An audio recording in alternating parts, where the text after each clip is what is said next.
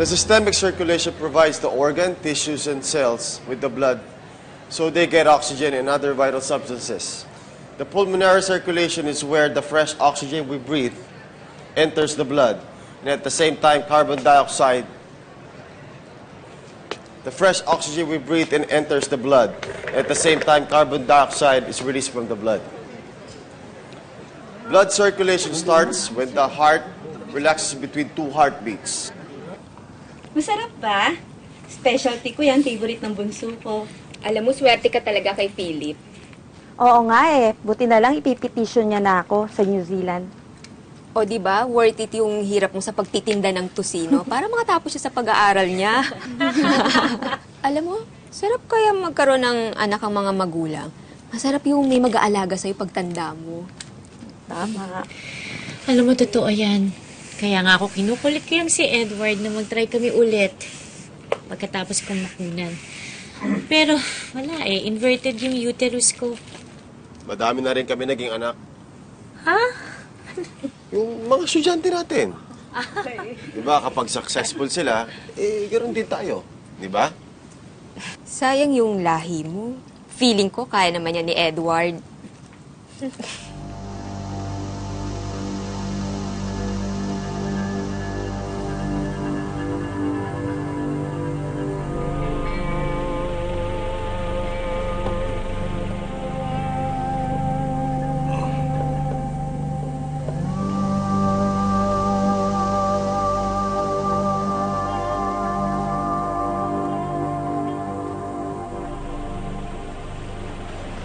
I read from a blog na effective daw to para ma-fertilize ang egg.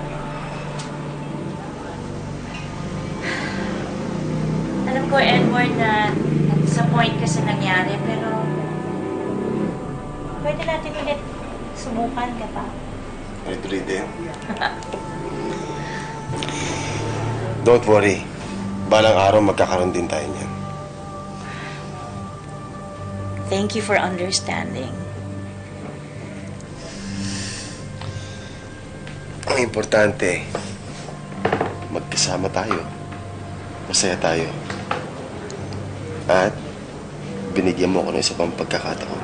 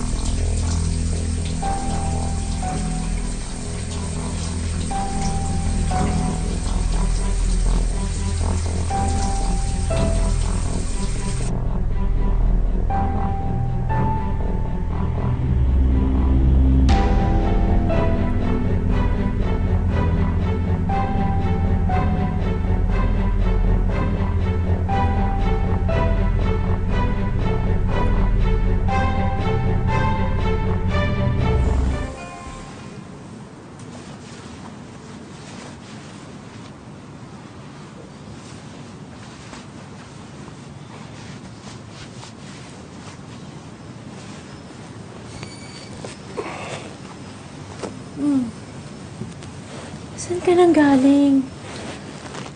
Bumili lang ako ng cheeseburger sa convenience store. Nagutom kasi ako eh. Meron din ako binili para sa'yo. Andyan lang sa ref, baka gusto mo. Microwave mo na lang. Sige, Han. Bukas na lang. Thank you.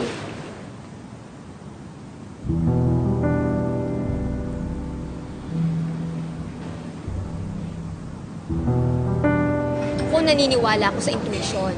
Kahit ba na nangako siya na hindi niya na ulit-ulitin, Baka naman napaparanoid lang ako uli. Gusto ko lang naman may makausap. I believe na kapag ang lalaki ay ng babae, uulit-ulitin niya yan. Maniwala ka sa akin. Ano ba talaga ang gusto niyang Edward na yan? Mistisa, morena. Alam mo, masyado kasing mysterious yung husband mo eh. Masyadong quiet, pero matinik pala. Alam mo, kung ako sa'yo, mag-imbestiga ka. Wala namang mawawala eh. Kahit mahal mo, minsan mahirap magpakatanga. Kung tamang hinala ka, di bongga. Kung mali ka, at least natahimik ka.